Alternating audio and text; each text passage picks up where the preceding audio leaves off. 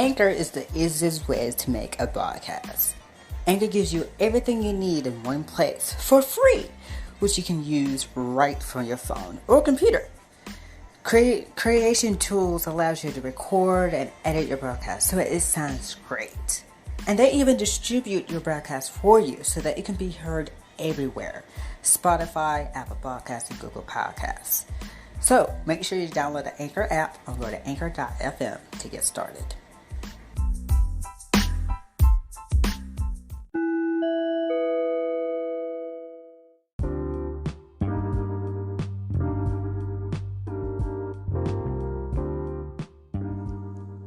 This is FET News. Hi everyone, I'm your host, Damian, and here are your FET News for today. Today is our Season 2 finale, so make sure you tune in. Our co-host forms are due this Wednesday at 11:59 p.m. Eastern, 10:59 p.m. Central. So make sure you get those turned in to us as soon as possible. Seriously, get those turned in.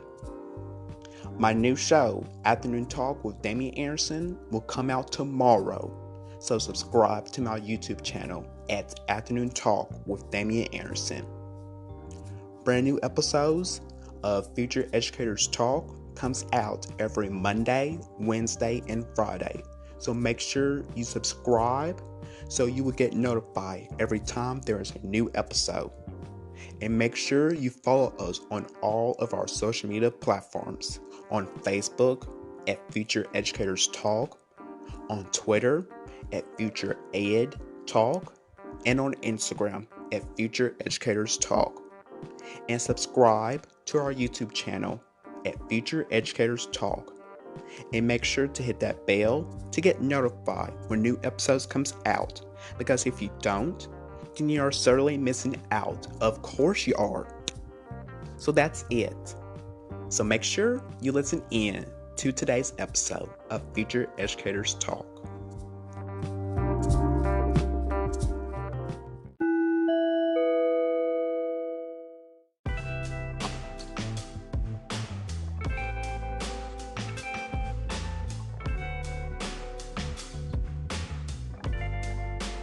Good morning.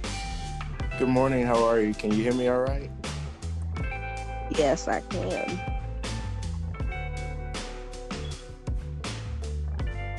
I just wanted to check. Apparently my iPad's malfunctioning, so I had to use my cell phone. Okay.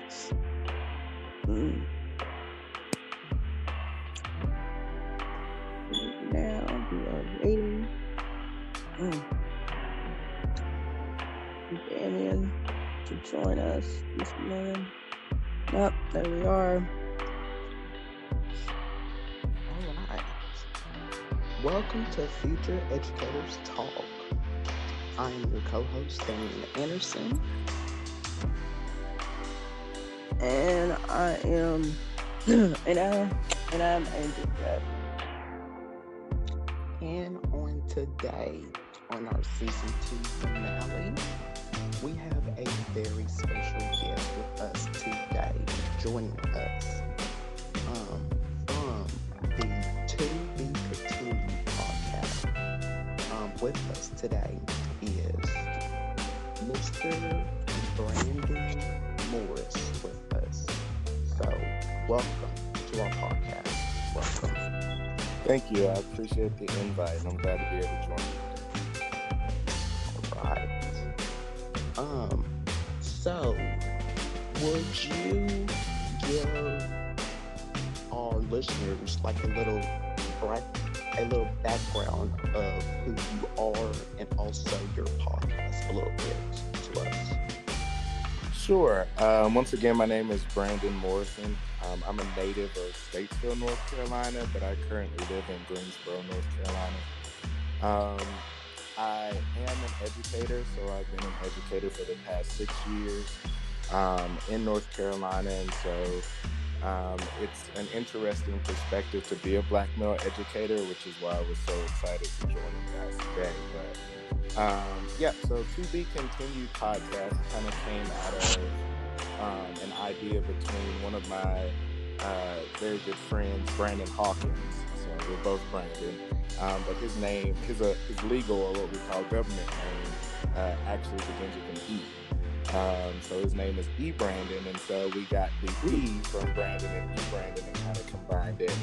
And our friend Gabby, she just said, "Well, why don't you name it To Be Continued?" And so we were like, "You are a genius." And it kind of tied into the fact that our discussions are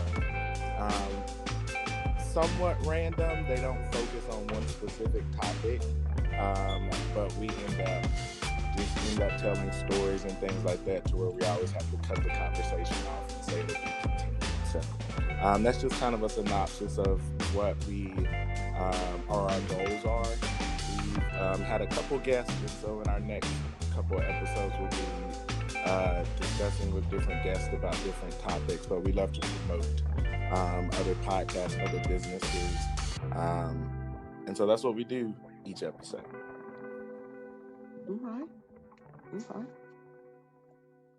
Okay. All right. I listened to the first 2 episodes of To Be Continued, and I just love it. Well, we Just love definitely it. appreciate it. Brandon is actually our editor as well, and just like a lot of my students, that sickness came around a few weeks ago and kind of slowed our output down, but we're hopping back into it. We just had a meeting a few days ago, just kind of discuss some things. So we're definitely looking to put more content, but I'm definitely glad you enjoyed the first 2 episodes.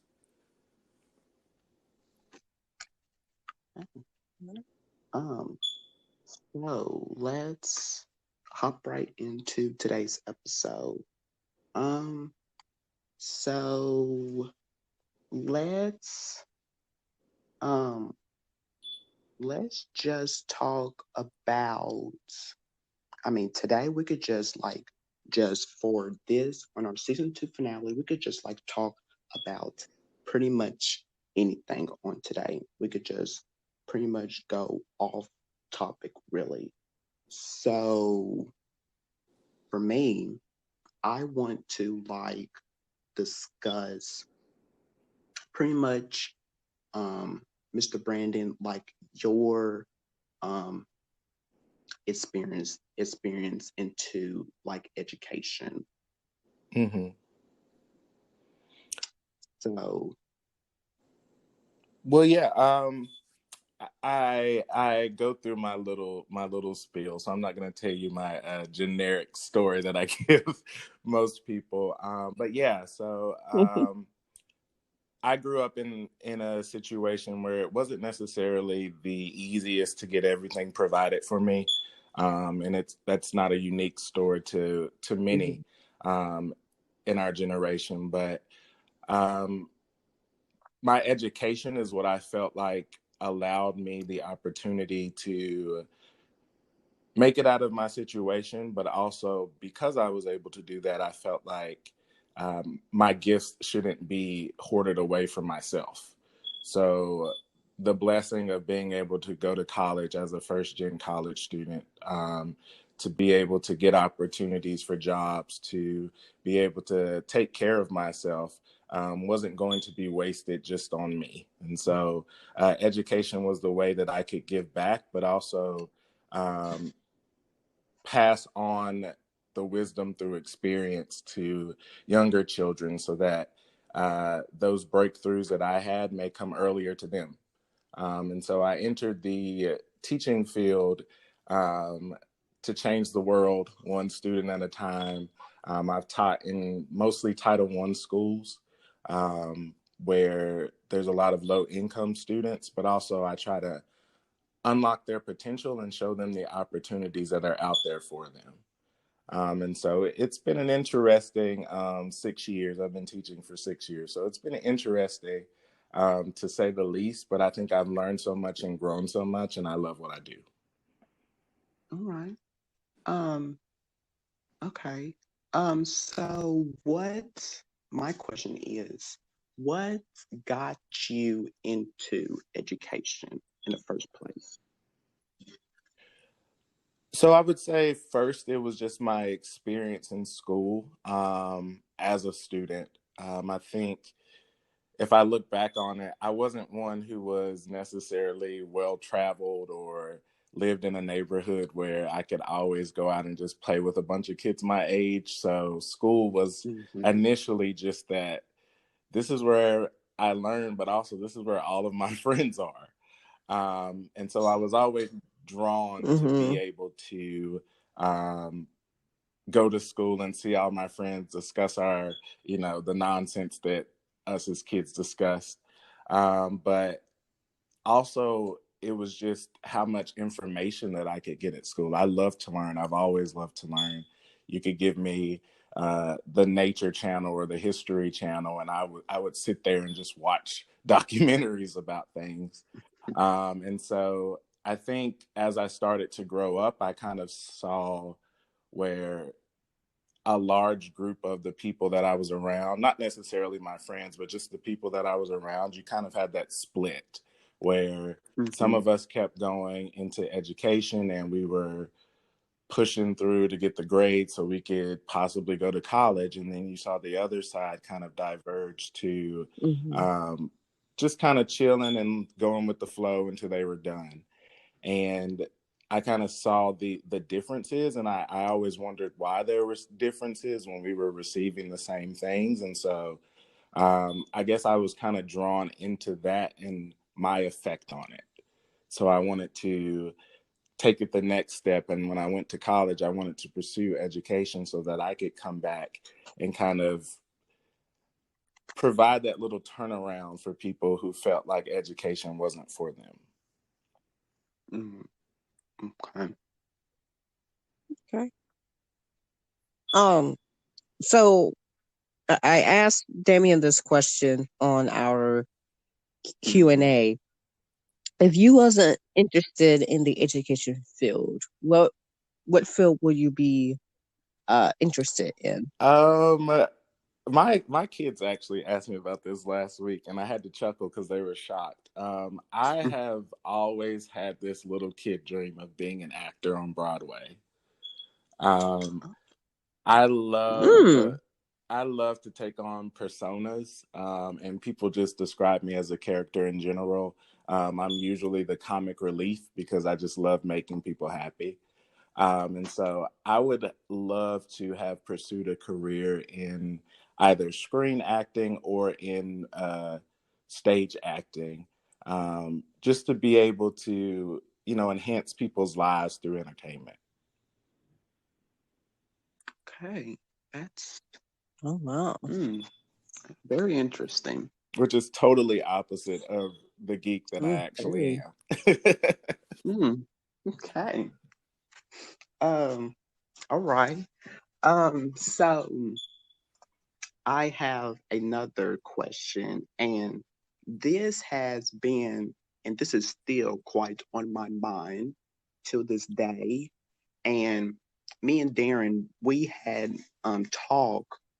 we had discussed this topic on our podcast a couple while ago, and this issue right here, this just like bugs me to death.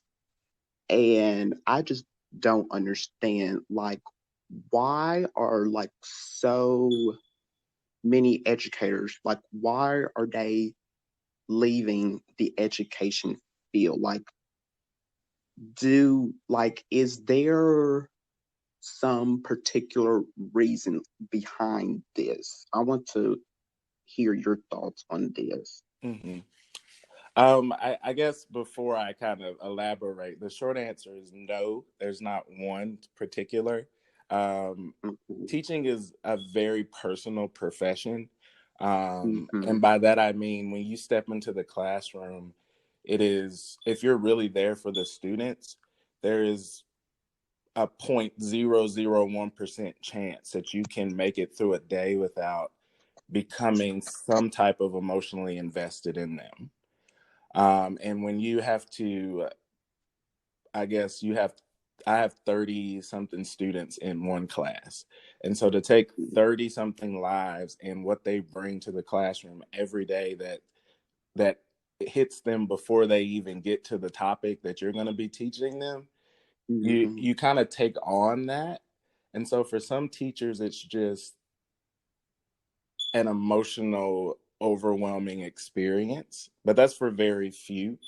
Some of the other things that we deal with are the fact that we are not only teachers, but we're also advocates for our students. And so we have to battle a system that's not designed for them to break away from it.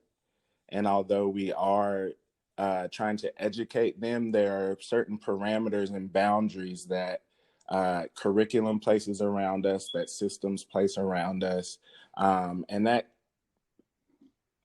goes back up to the laws of our land that kind of keep us constrained. And so for some teachers, it's not necessarily the emotional piece, but it's also that political piece where they feel I'm having to fight two battles. One, I'm trying to inspire students to see beyond the right now, but also I'm fighting against a system that's telling me that I'm just supposed to read the script and produce the sheep that are going to continue to make more and more people more and more money. And so lastly, I would also say that for some teachers, it's not sustainable financially. For those teachers who have families or want to start families, as a teacher, if you're in a public school, there's no upward mobility until you get higher education degrees. But in the state of North Carolina, the legislator instituted amendments that now stop us from getting paid for that extra education. And also the pathways are very different depending on what you pursue in education. If you're lateral entry, you may have studied in another field that allows you to have other career options. But for someone like me who studied elementary education, my options then get dwindled down to that educational arena. And sometimes that makes teachers feel like they're trapped in the classroom and they can't do anything else. And so in summary, no, it's not one specific type of answer. It's a myriad of things that occur in different people's lives. It's an unfortunate thing because I always remember back to Obama's State of the Union address where he says that teachers are nation builders, and that's exactly what we are. And so it's disheartening to see the people that have the most impact on the progression of our nation feel ousted from their passions that they have gone to school for, but also in many times put decades into. Yeah.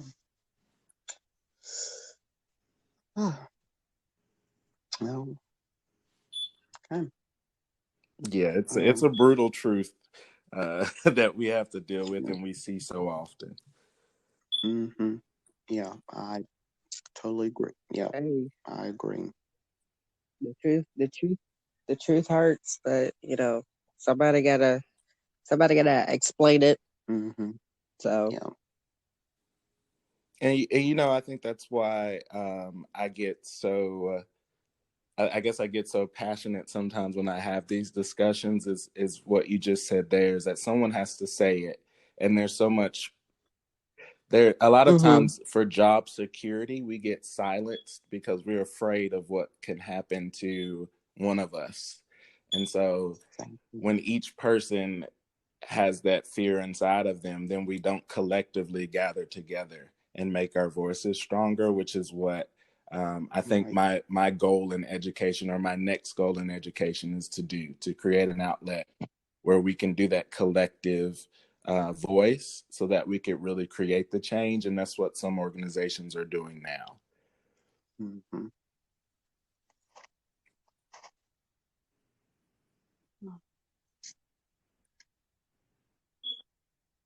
okay. I think that's what we're doing with this podcast as well. Because one of our main goals is to raise that 2% of African American males to be in the education system, and also trying to get middle school students and high school students to be interested in the education field, so that you know, so that we can raise that 2%, because that 2% is very Right. low. Like, And it's low and it's it takes a ridiculous. paradigm shift.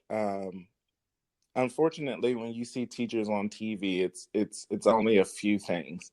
Either we've come up with a new handshake or a new dance to quote unquote engage our students, or someone has broken a law, or they're talking about the fact that teachers are striking around the country for teacher pay, which is not the only or the main objective in 99% of those cases.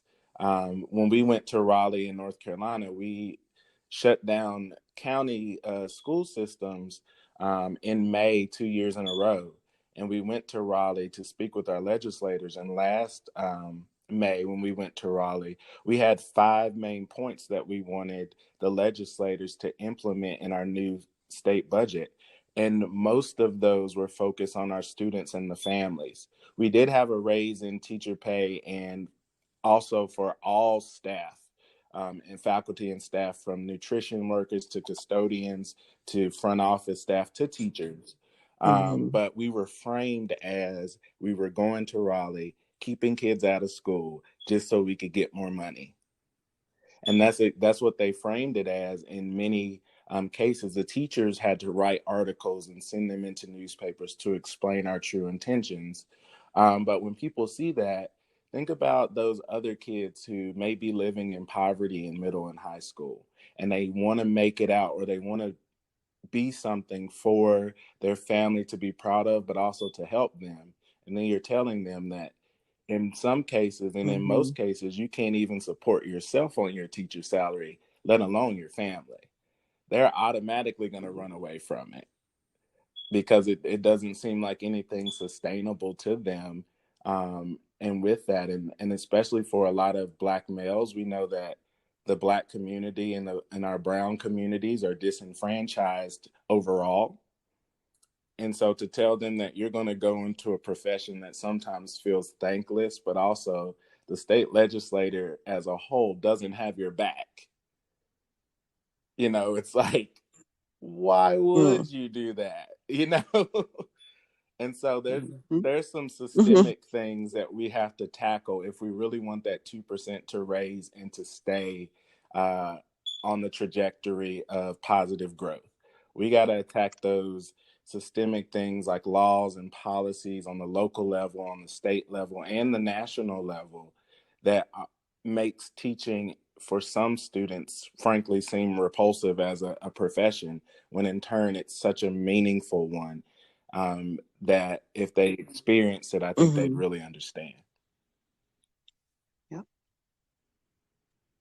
Mm-hmm. So,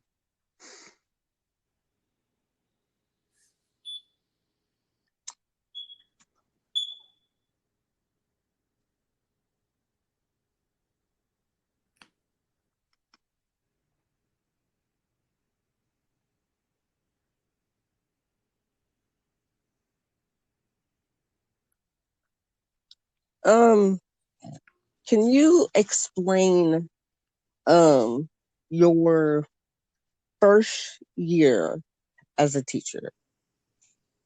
I'm sorry, I missed a part of the question. Can you, because you said you've been working you if I can speak this morning, you you've been working for 6 years, Yes. correct? Can you kind of uh describe how your first year went as a teacher Ooh, went? that was an interesting year.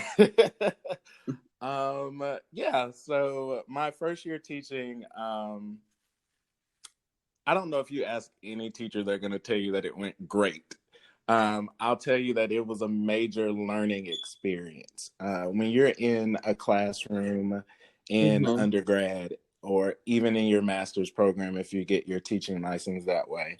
But when you're in the classroom, most of that is theoretical knowledge. And as one of my favorite professors and mentors used to tell us, he said a lot of these theories that we talk about are created by white men for white children, and a lot of times white male children.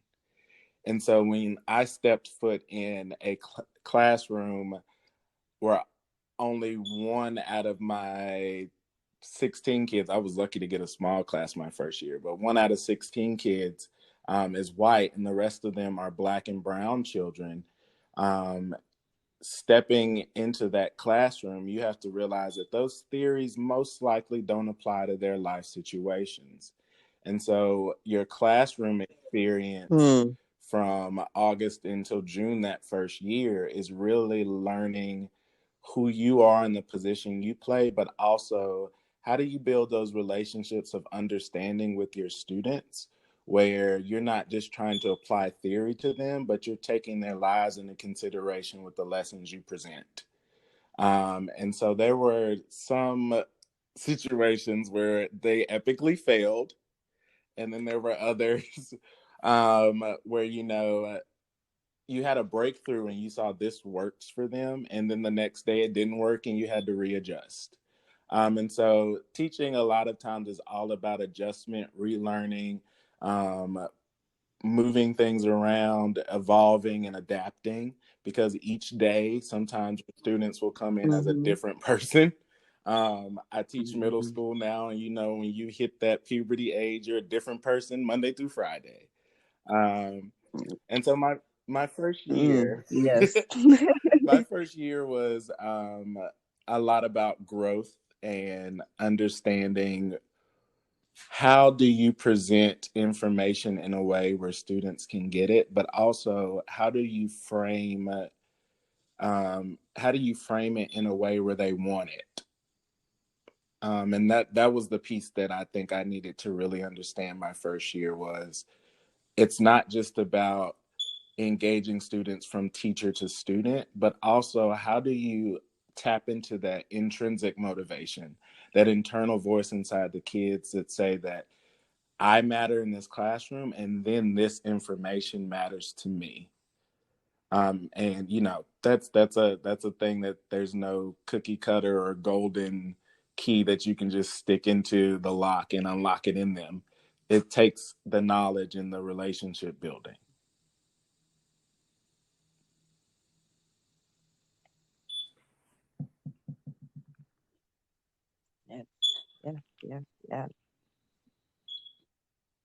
Yeah. I believe Damian talked about building relationships with your students all year long. Yeah. A couple episodes ago. Yeah. So yes. That's, I feel every teacher, they need to, like I said in that video, in that episode, and I'm gonna keep on saying, every teacher, they need to have a connection with every student, because that is just important. You need to have that connection with your students, because to me, I feel like connection is the key. It really is. So it's just because if you don't, now this is like my opinion, this is just my opinion right here. If you don't have that connection with your students from the start, at the beginning of the school year, it's going to be very bumpy with you and that particular student all year long. It is. Now, is that's how I feel. That's just how I feel right there. It's just some Right. And that's totally valid. As an educator now, I would add on to that by saying, understand that your relationship with each student won't look the same. I think some teachers come into the profession, and I'm going to admit that I probably did as well, just because we have this this naivete when it comes to that real experience until we get there. But the relationship is going to look different with each student. And sometimes your relationship is just a mutual respect for the space that you're both in. Whereas some of them are going to look at you like the parent, and some of them are going to look at you, you know, in all of these different ways in between on that spectrum. And so understanding that that mutual respect for one of your students is enough. And that's enough for that student to be able to excel in your classroom. And then you can then send them off with them knowing that you cared. Whereas others, it may take a hug every morning. It may take a word of affirmation that they need in order to really feel like you are there for them. And it may take that every single day for 180 days of the year. But at the end of the year, you've done your job either way. And I apologize if you hear some squeaking in the background. My dog is up with me and she has a squeaky toy.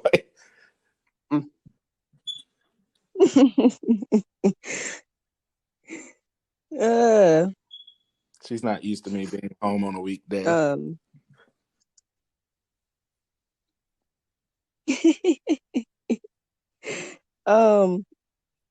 There's a joke in me right now. She's probably like, "Why are you here? Ain't you supposed to be at work? Since you're here, play with me, you know."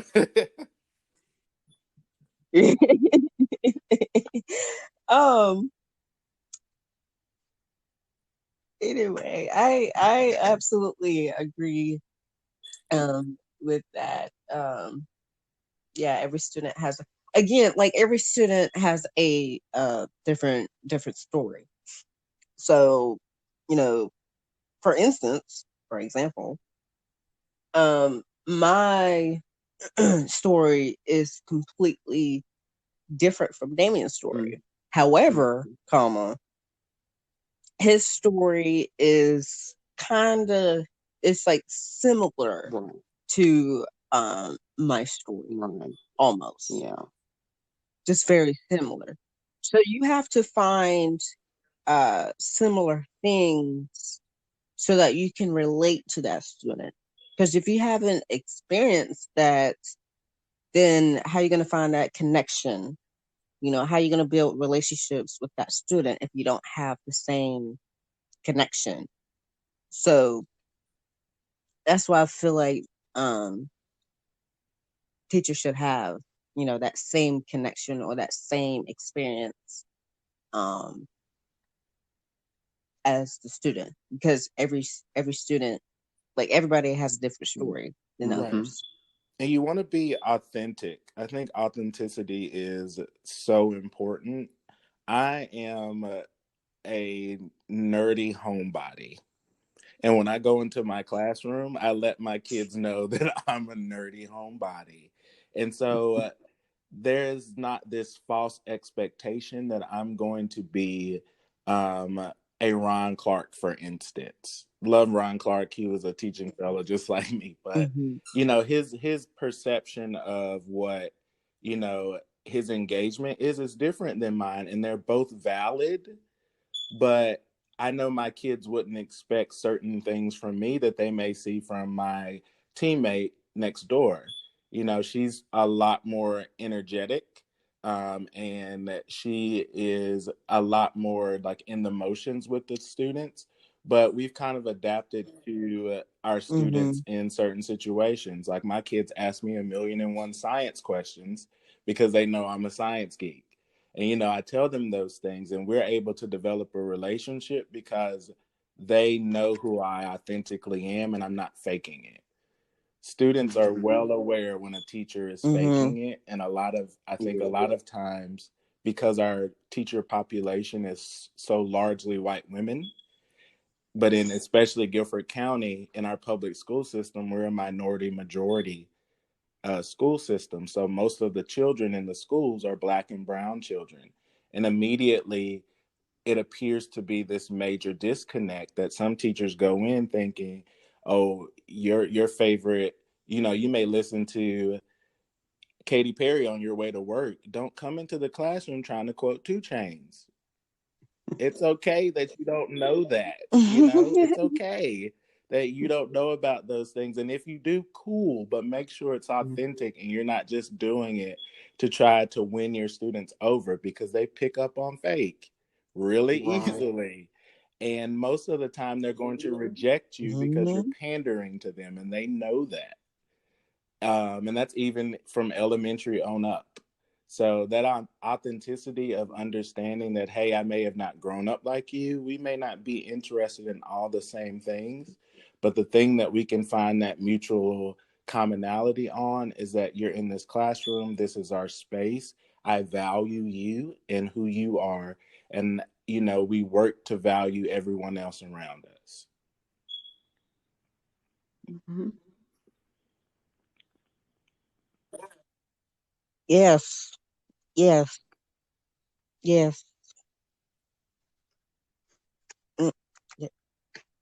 So you see why our Yes. conversations on my podcast have to Absolutely. be to be continued. I'm a talker. Mm-hmm. I see why.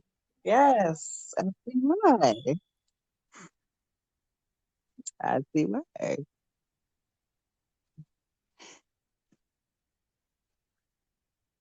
About to put a period out of that sentence.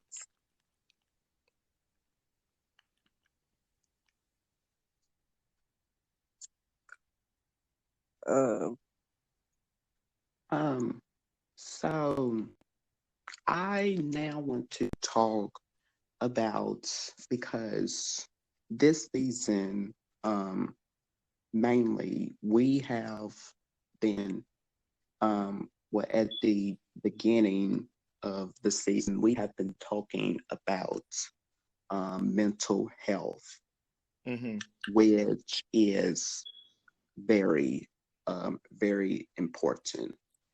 And yes, I have been hearing and seeing a lot lately that students can take off sick days or something like that to take off mental health days. What do you think of that right there? Yeah, with that, I'm all for it. I try to advocate for mental health from children on up to adults. I actually suffer from chronic depression and very high social anxiety, and so I've dealt with that from especially high school on through college and now into my adult life. And so I have, personal experience with it. And so mental health advocacy is something that and education is something that I'm all here for. But I also understand that we put a lot of pressure on students to perform. And it's not necessarily something I agree with. But it's occurring right now. And a lot of students go through a lot of stress and depression because they're constantly exposed to stimulus or stimuli that tell them that they're not enough. They got to keep doing more.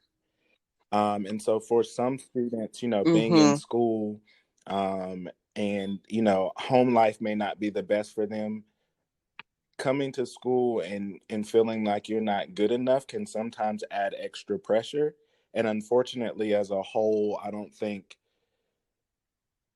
schools do enough to really affirm students' identities as they are, and saying that they are enough the way they are. And so if a child needs to take a break, the information is still going to be there. The teacher, hopefully will still be there. And so it's nothing to take a couple days to say my brain needs to rest and I need to recenter myself, because teachers need it too. And a lot of times we don't get to, because it seems like we don't know if we can trust someone coming into our classroom that is going to put in the same effort that we do every day. But for students, you know, especially those who are growing up and discovering themselves at such a young age, you sometimes need to take that break. So I'm here for it. And if you send me a note that says so and so was sick, your mental health is a part of your health. And if you're feeling mentally sick, that's just as valid of a reason for you to stay home, to rest, to take a break from it. And you know, I'm all here for it. That's one of the reasons why I try not to assign much homework, if any, but a weekend homework is never a thing for me, because I tell my kids, go home, rest, have fun. You know, be a kid, not a machine. Yeah. I agree with that. Yes. Yeah. Yeah, absolutely. Yeah. That, you know, they go to school almost every day. They take tests. They learning all this information from different teachers. And on top of that, they got integrate testing. So there's just a whole lot that they can. It's just a whole lot for them, and you know, like they need a break because they learn all this information. So yeah.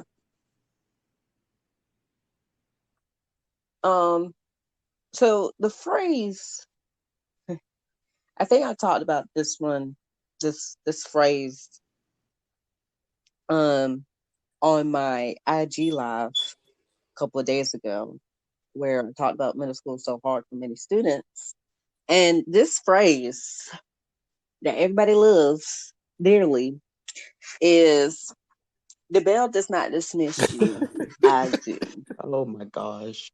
So yes, that lovely phrase that everybody loves. So my question is to Mr. Morrison: do you dismiss your students as soon as the bell rings, or do you use that phrase, that saying? I will say I don't think I've ever used that phrase specifically, but I've given them a no sir or no ma'am, gonna take that seat several times. And I think the reason for that is not necessarily a disrespect of time, or not necessarily a turning my classroom into a dictatorship. But I just like to make sure that my students are able to transition in a way that's not going to create added chaos. We have a lot of sixth graders on our hall, over 300 on our hall alone. And so sometimes in a lot of transition, I like to first wait and see, you know, go out the door first, look in the hallway, see if there's another class coming down the hall and things of that sort. So it's kind of more of just like a chaos management, more so than I'm controlling the time that you are using. Some teachers use it for control just because they need to feel that peace. But that's a very small few. I've never met an actual educator that does that. But I will say that there's a sense of that. Allow the teacher to release you simply because we want to make sure that you are able to transition in a way. It's a learning experience, shall I say. I just want to make sure you're transitioning safely. We're getting where we need to be, and there's less of this distraction that you may make a decision of playing around that's going to get you in trouble, because you're still kids. We make decisions sometimes that get us in trouble at the wrong times, because there's that split second where our mind doesn't say, maybe I shouldn't do this. And so it's just more so of that, not necessarily control, but more so of the chaos management for students who are still really learning how to just function in a new social atmosphere. Okay. Because I was about to say, if that teacher makes me late and my class is on the other side of the hall, I hope she's gonna write me a note because Right. there ain't no possible way Mm-hmm. that I'm gonna make it to my next And that class. that Right. is an accountability thing that So they would need to. And I mean, even if it was me and like I needed to talk to a student or something, I would call that teacher and say, "Hey, I accept full responsibility. I'm sorry for keeping them late." So, that has a lot to do with the relationships of your colleagues as well, but that's a whole nother story.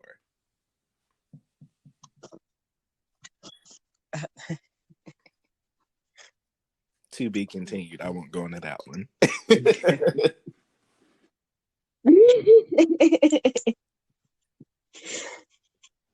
Um, Ah, so, um, um, mm, mm. We're trying to like think different questions to ask. um, Um,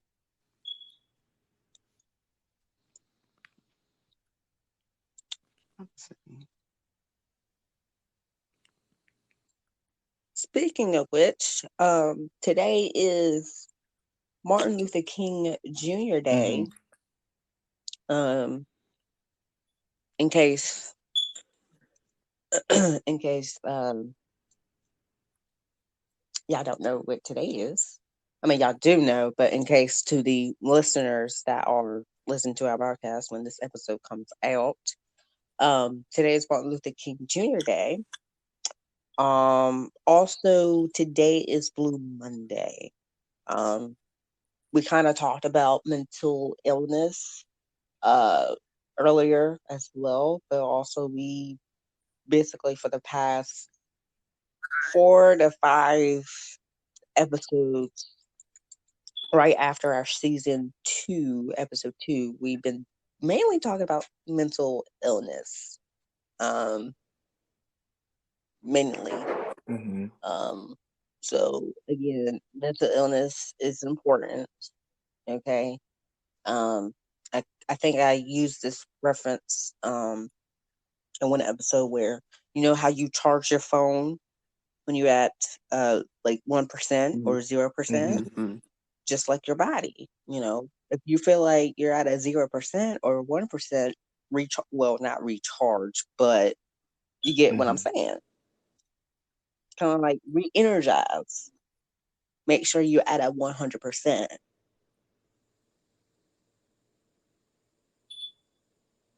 Yeah, I totally you just gave me some new information because I had never heard of Blue Monday. So I had my iPad in front of me and had to Google it. I'm like, ooh, a new term.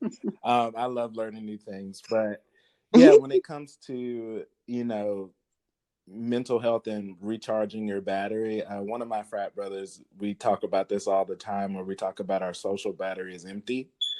And with someone who has to put in their constant energy of being positive and making sure that you seem enthused consistently, sometimes that can be quite exhausting to Mm-hmm. do Monday through Friday.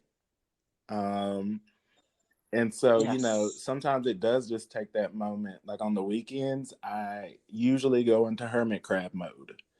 I I'm at home, I'm chilling at home. I may get on social media, but usually it's kind of like I may like something and keep it moving. I'm not getting into any conversations. Um, but it's like for some people that's a thing that others need to respect and value the time that they need. But also we have to learn as the person to value the time that we need. And it's really hard sometimes as a teacher because, again, you don't want to feel like you're being selfish. Teaching is a very selfless job. You put your Mm-hmm. all into your students every day, and sometimes it seems like I need to take this time for myself, but I'm sacrificing my kids to do it. And then there's that guilt.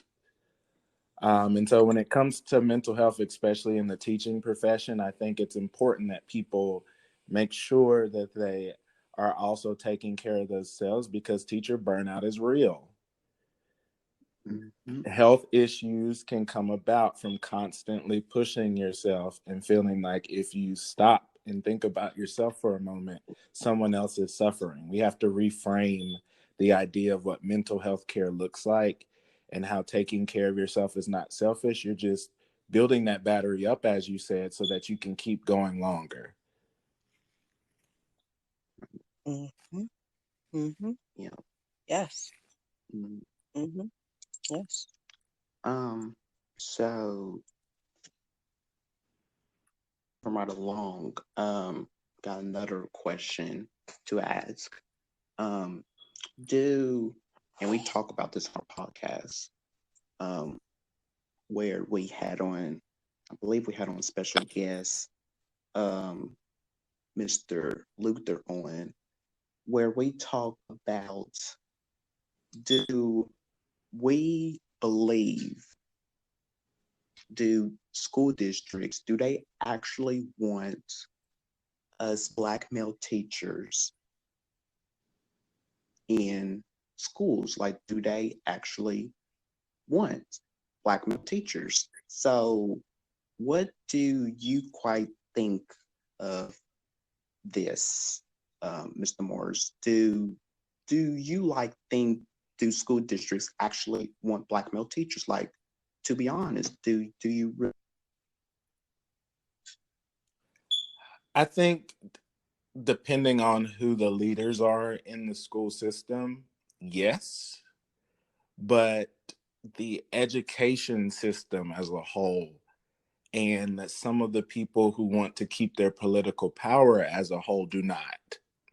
So if those same people are in positions of leadership, which unfortunately they usually are, they don't want us, because for those of us who choose to go into the education system for um, the myriad of right reasons, and not just for some, job security. Mm-hmm. Mm-hmm. Sorry, that sounded quite shady, but but not just going in there to say, "Oh, this is just my transition job. I'm gonna do what I need to do." In that situation. But for those who really go into education for the right reasons, we pick up on that in some cases, where we pick up on some of the policies and how they're used against our Black and brown children. And when we speak up about those, that creates ripples. We start to rock the boat. And so I think a lot of times those in those leadership positions who want to keep their political power, who want to keep the status quo, they don't want us there because they see the potential in what else we can do while we're in the classroom. Like I teach my kids Mm-hmm. science and social studies, but when we get into social studies, we talk about ancient civilizations, but I also always try to relate that to what's going on now. And we had a Mm-hmm. discussion about the situation with Iran. And I talked to them about how Mm-hmm. geography, political power, economics, and all that tie back into war. People make money off of war. So think about the Mm-hmm. people who don't want Mm-hmm. to stop it, and what positions those people are in. It's the same thing with the school system. People don't want real change to occur, or some people don't want real change to occur, because when Right. people create that change, they're exposed for who they really are, and we will remove them. Mm-hmm. And so you have to be wary. It's not a complete yes or no, but our system was never designed for children who look like me or look like us. They were never designed. It was never designed for that, and it hasn't really changed. We just put different names and different faces on the same thing. And so when it comes to that, even if they don't want us there, we need to be there. And I think that's the message that we have to send to Black educators, especially Black male educators, is that regardless if they want you there, it's going to be a fight when you get there, but we need to be there for our children. Mm-hmm.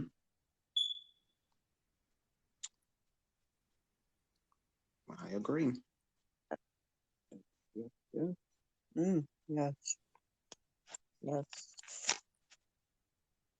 We're going to help is on the way. Don't you worry. Help is on the And way. I appreciate you, gentlemen, for all the work you're doing.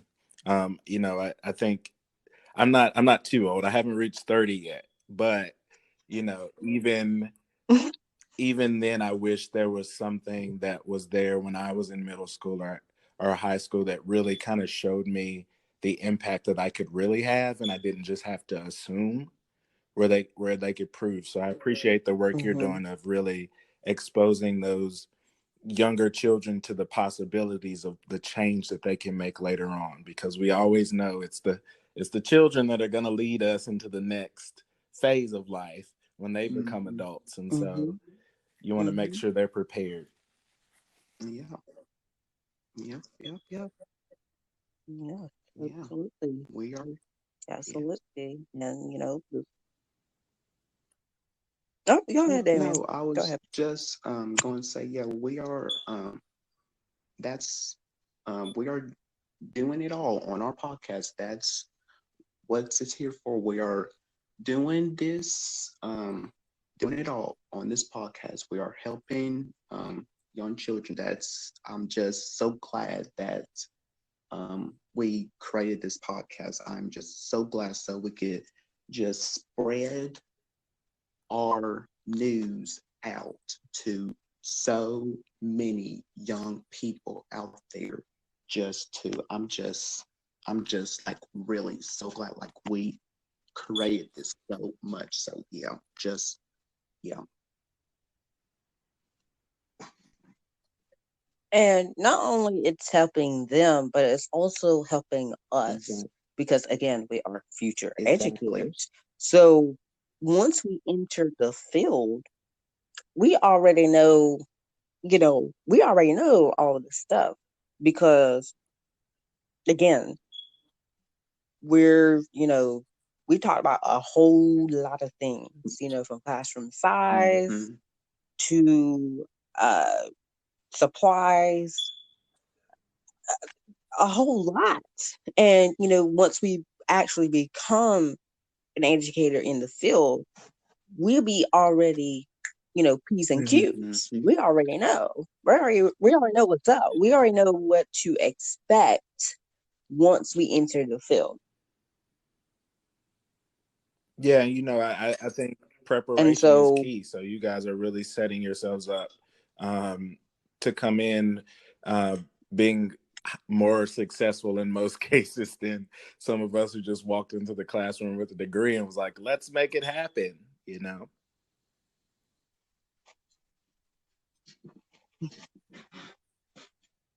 yeah, yep, yep, yep, yep, yep. Always my I will always remember this phrase from in high school. My driver ed instructor always expected the unexpected. Mm-hmm. So always prepare to what you about to enter, basically. Because as you said, some of the teachers right out of college just hop in there. Mm-hmm. They're not ready yet. Exactly. They're just hopping in there, again, it's a learning phrase, but yes, but they're not mentally prepared. Mm-hmm. You know, they're not they're not mentally prepared. So by listening to this podcast, I would say in the college, probably like in their senior year of college, they already know what's up. They'll be mentally prepared. They're already prepared of what to expect, so that when they enter the classroom, Damn. they already know. Mm-hmm. Exactly. They're like, "Oh, I got this. I got this." I've been listening to Future Educators Talk ever since season one, episode one. I got this. I already know what's up. And I already know how to build relationships with my students. I already know, I already know what's up. So, and it's great that you guys also and I know you understand what you're doing here, but the fact that I can sit back and watch the fact that you've created this system of support I think there's so few Mm-hmm. Black male educators, and if we get spread out in a certain area, sometimes it's really hard for us to connect. But that system of support is so important when sometimes it feels like you're a soldier in a war fighting for your children. And you're not just there to, you're not just there to teach them, but you're fighting for their futures. And you get weary sometimes, and to know that you have comrades that are around you means the world to people. And so thank you for just doing what you're doing. I know it's not easy, but just to continue to show that system of support and fight for getting more of us into the classroom. Yeah. Thank you. Thank you so much. Yes. So, I believe,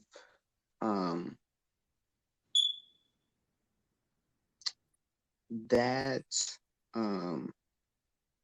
will be it for today's episode. If, you have, anything to add, Darren, if you would like to, add something else.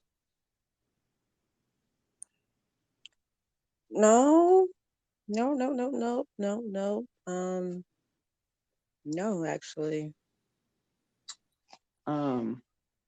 Well, we would like to thank, Mr. Brandon Morris, from To Be Continued, the podcast, for coming on today's episode to chat with us. So thank you for coming on today. Well, thank you, gentlemen. I definitely appreciate it. We'll have to have you on ours soon. Yes. Yes. Yes.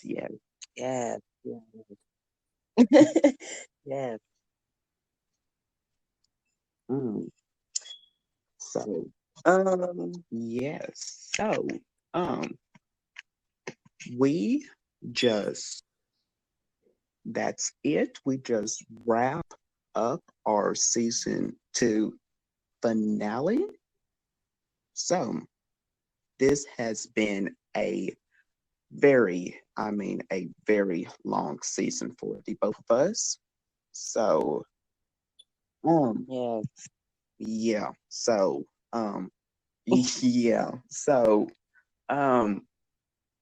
we are going to take a little break from you guys for just a little while, but don't you worry. We are going to be back for season 3. Back on Tuesday, February the 4th. So stick around with a potential new co-host. So stick around for that.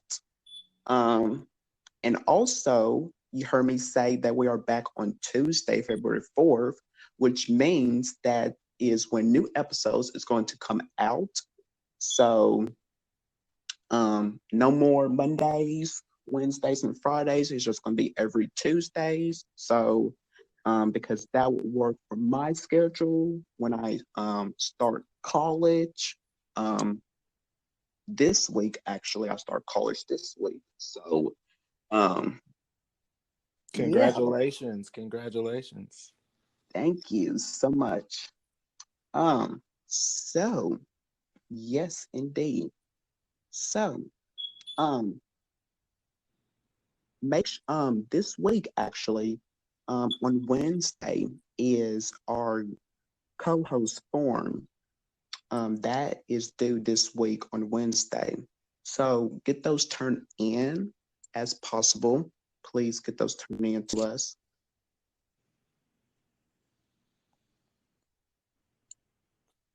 Yes. Turn those forms in.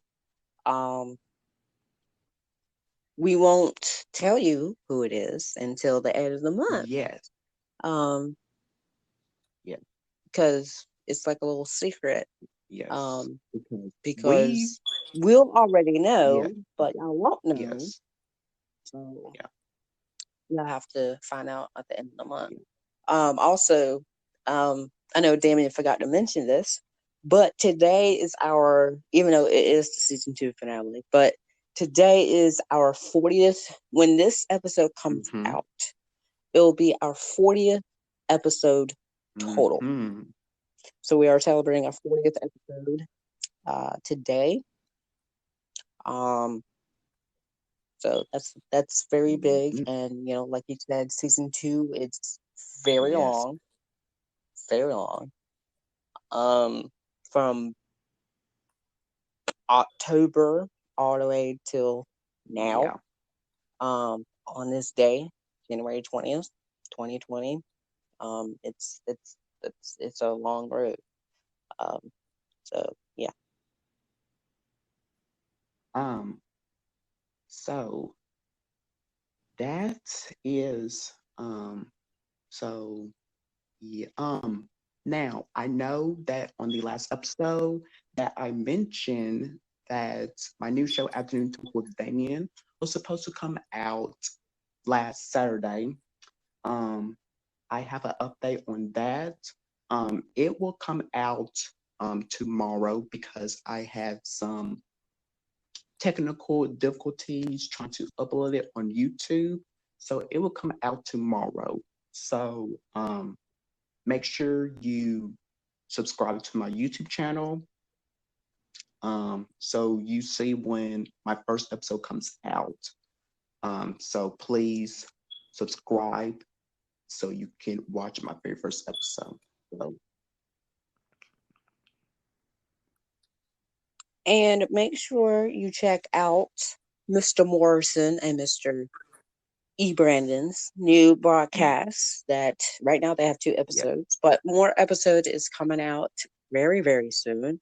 So make sure you check out To Be Continued. Literally, that's the name of the podcast, To Be Continued podcast.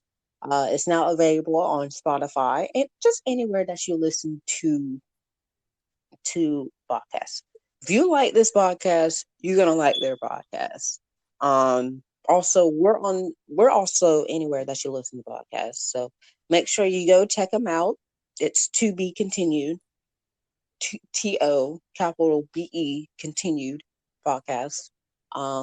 They just did 2 episodes. I think y'all was going to really enjoy it. Yeah. Literally. Mr. Morrison kind of did a little To Be Continued twice. So that's just to show you that that if you really like this episode, you're gonna like their podcast. So so make sure you go check them out. Yeah. Please do. So make sure to follow Afternoon Talk. I'm in Afternoon Talk. Make sure to follow Future Educators Talk on all of our social media platforms if you haven't already, which you should be doing. So make sure you do that. And make sure to follow us, me and Darren. Follow me on Twitter at _ Damian Anderson and on Instagram at that's at Damian Anderson because I am the one of only, of course. So make sure you do that. And you can follow me, yours truly, Angel Frett, or Darren Frett, on Twitter at Darren DAREN _FRETT, because yes, I do worry a lot. Yes, I do. And you can follow me on Instagram at It's Andrew Frett. Oh, and Mr. Morrison, where can people find you on social media? Yes. So for our podcast is, of course, To Be Continued, but we add the PC for podcast at the end. So that's To Be Continued PC, and that's on Twitter and Instagram. We're in the process of working on videoing our podcast as well to put them on YouTube. So if you subscribe to our podcast, we'll definitely mention that when it's up and running. But I can be personally followed at Morrison Thinks. That's Morrison Thinks on Twitter. I usually get into conversations about education, but every now and again I throw in something goofy as well. So definitely give me a follow. That'll keep you updated on our podcast as well. All right. So that is it from us on today. I hope you have enjoyed this season with us, season 2. I mean, this has been a very long season for us. So we will be back on Tuesday, February the 4th, with a potential new co-host. So stick around to see.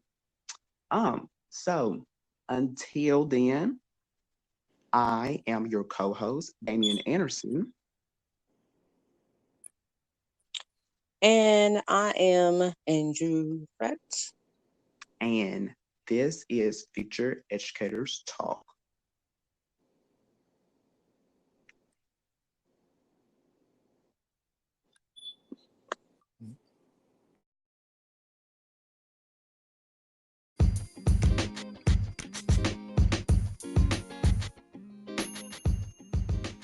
Don't just listen to Future Educators Talk on your smartphone. Continue the conversation online. Like us on Facebook. Be a part of the conversation by telling us what you think. Join us on Instagram for behind-the-scenes content. And follow along on Twitter to stay up to date with what's happening on our podcast and beyond.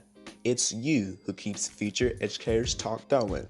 So like, comment, share, and connect everywhere with us. You get social. Let's listen.